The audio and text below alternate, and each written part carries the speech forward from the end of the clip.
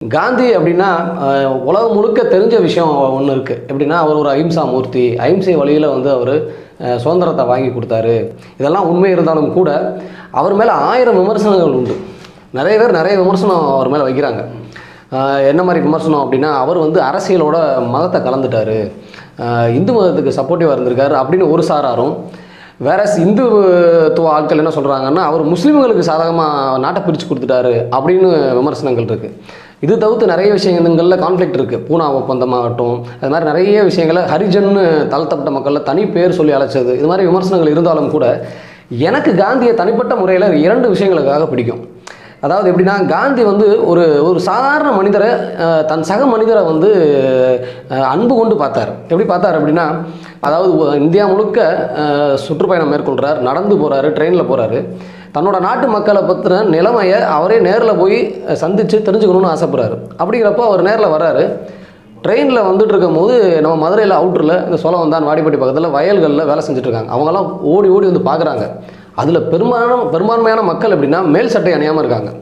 என்னடா நம்ம நாடை பற்றி நம்ம இவ்வளோ பெருமையாக பேசிகிட்டு இருக்கோமே, நம்மலாம் அந்த காலத்தில் அப்படி இருந்தோம், பல 100-2000 வருஷமாக நம்ம நாடு இப்படி இருக்குலாம் பெருமை பேசுகிறோமே, நான் படித்த ராமாயண மகாபாரத்தில் அவ்வளோ பெருமையாக பேசியிருக்காங்களே, பட் நம்ம நாட்டு மக்கள் இவ்வளோ கேவலமாக இருக்கானே அப்படின்னு சொல்லிட்டு பயங்கரமாக வருத்தப்பட்டு மதுரையில் வந்து அவருடைய மேலாடையை திறக்கிறார். சட்டையை வந்து கழட்டி, இனிமேல் நான் வந்து அரையாடவே தான் இருப்பேன், சட்டையை கழட்டிட்டு தான் இருப்பேன் அப்படின்னு சொல்லிட்டு அன்னைக்கு ஆரம்பித்தவர்.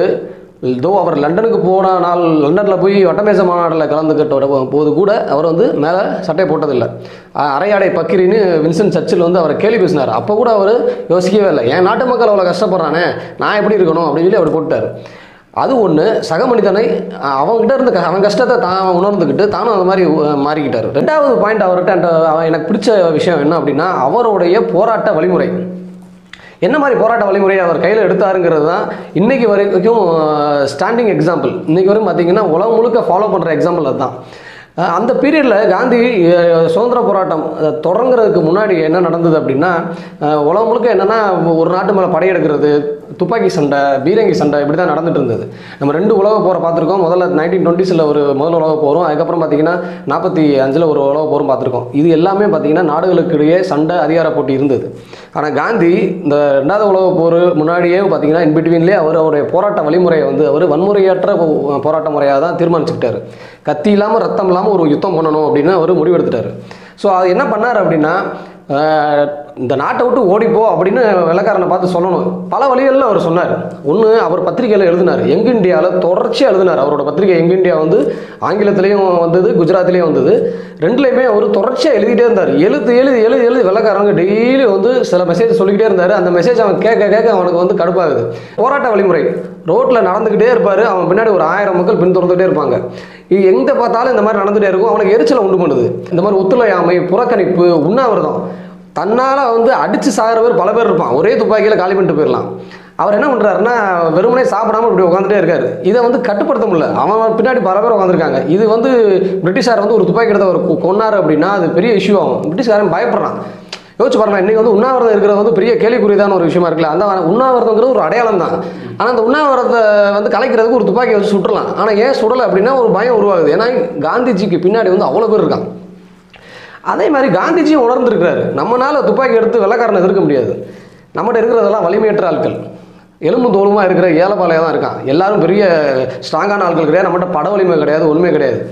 ஆனாலும் கூட அந்த போராட்டத்தை அவர் முன்னெடுக்கிறாருன்னா அவர் ஒரே நம்பிக்கை என்னென்னா, அறிவு ஆயுதம் ஏந்தணும் அப்படின்ட்டு. நம்ம சொல்கிற விஷயம் மக்களுக்கு போய் சேரும், மக்கள் நம்மளை ஃபாலோ பண்ணுறான். இது மூலிமா நம்ம தொடர்ச்சியாக போராடினோம்னா என்னைக்குன்னா ஒரு நாள் வெற்றி கிடைச்சே ஆகும் அப்படின்னு தான் அவர் ஸ்டார்ட் பண்ண அந்த போராட்ட வழிமுறை தான் இன்றைக்கி வரைக்கும் தொடருது. அவர் எழுதுறது இன்றைக்கி வரைக்கும் நம்ம எழுதிட்டு இருக்கோம்.